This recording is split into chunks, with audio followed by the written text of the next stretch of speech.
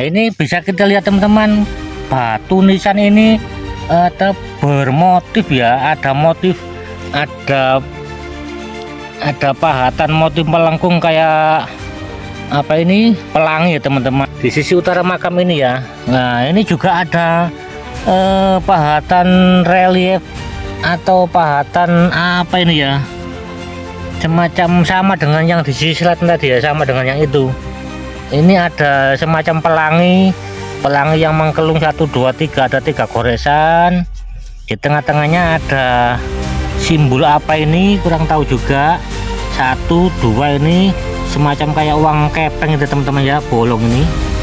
Nah ini di sini ini bata-bata kunonya melimpah ruah ini, dan ini tanah ini tinggi dari tanah yang lainnya.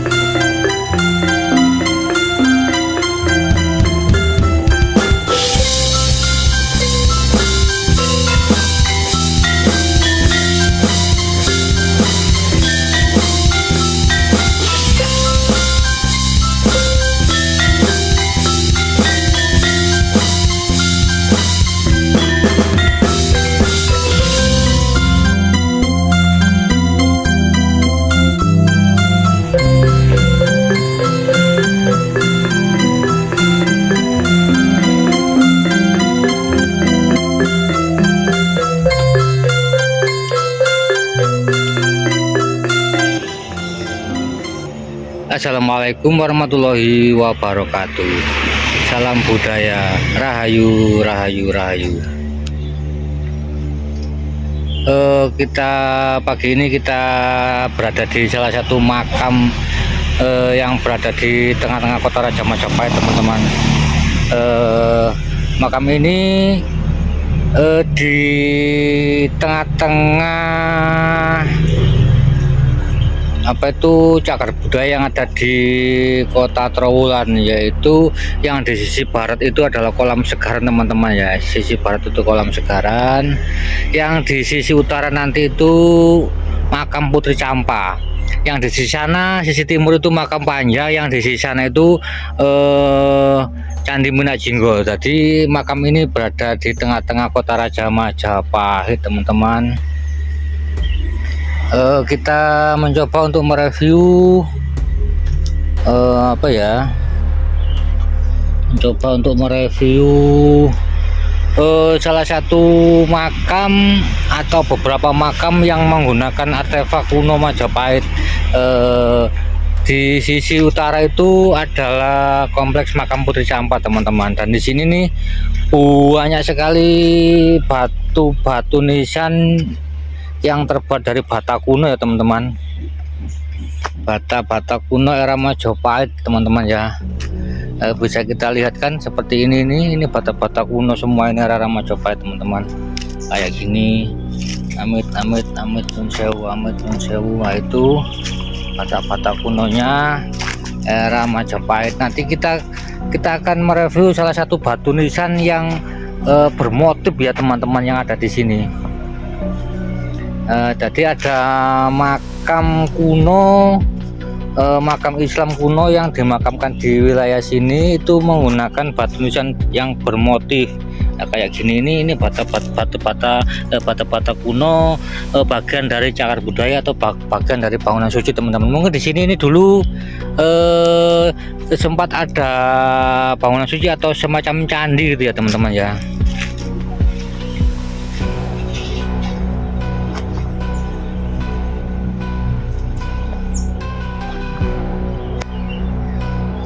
Nah, di sini ini komponen-komponen bata-bata merah, bata bagian bangunan suci atau bata bagian candi itu melimpah ruah, teman-teman. Jadi banyak sekali.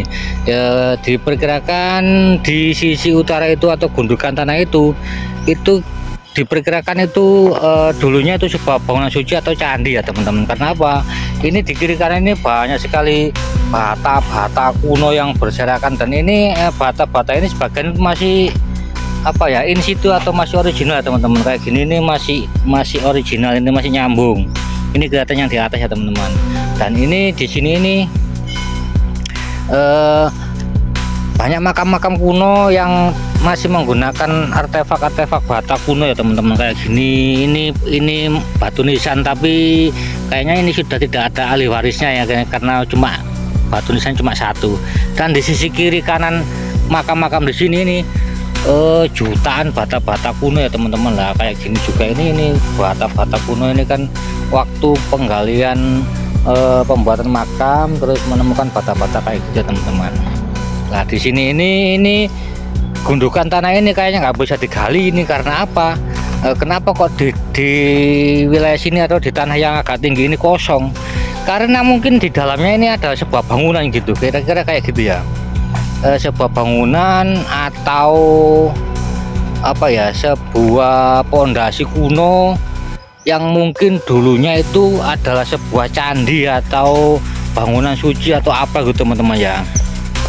Karena apa? Kembali lagi ini adalah di tengah-tengah kota Raja Majapahit. Jadi kita lihat ke sisi utara lah, itu adalah kompleks makam Putri Campa. Mari kita zoom ya teman-teman. Mari kita zoom, kita dekatkan.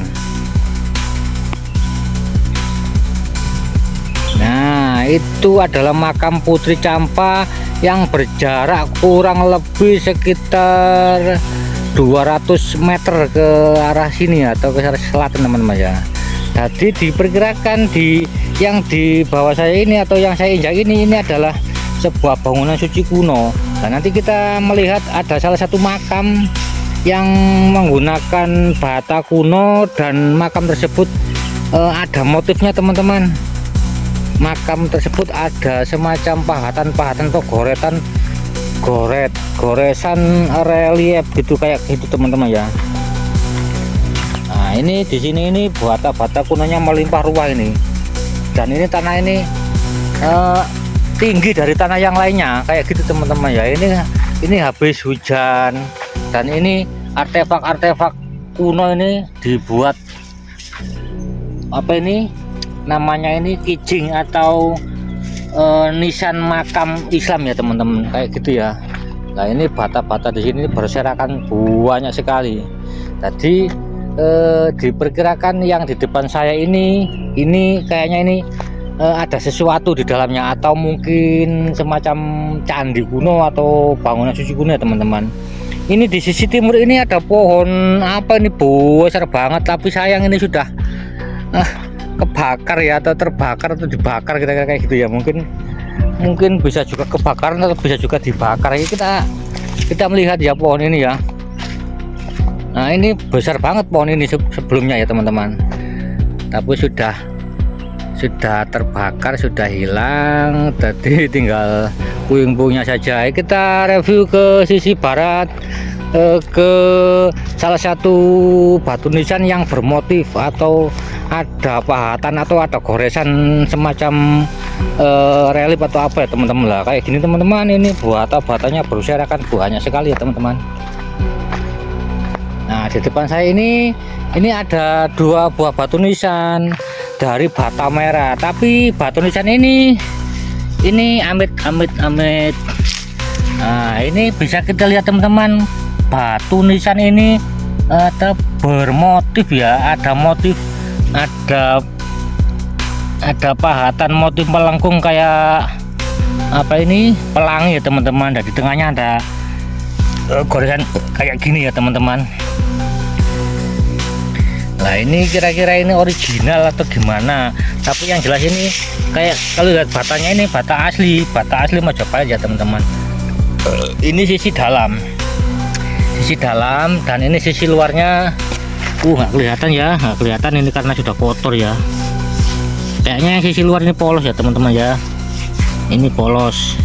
Dan ini makam ini kayaknya sudah nggak ada yang merawat atau nggak ada ahli warisnya teman-teman ya.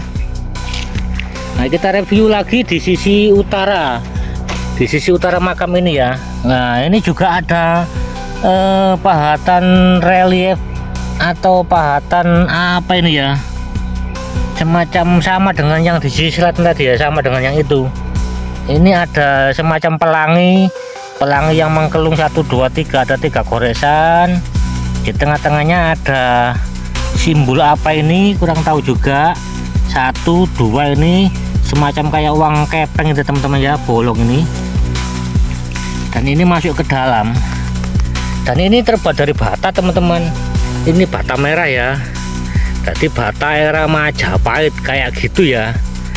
Entah ini makam memang kuno atau gimana kurang jelas. Yang jelas ini makam ini sudah tidak ada ahli warisnya atau sudah tidak ada yang merawat lagi. Eman banget ya, eman banget teman-teman ya.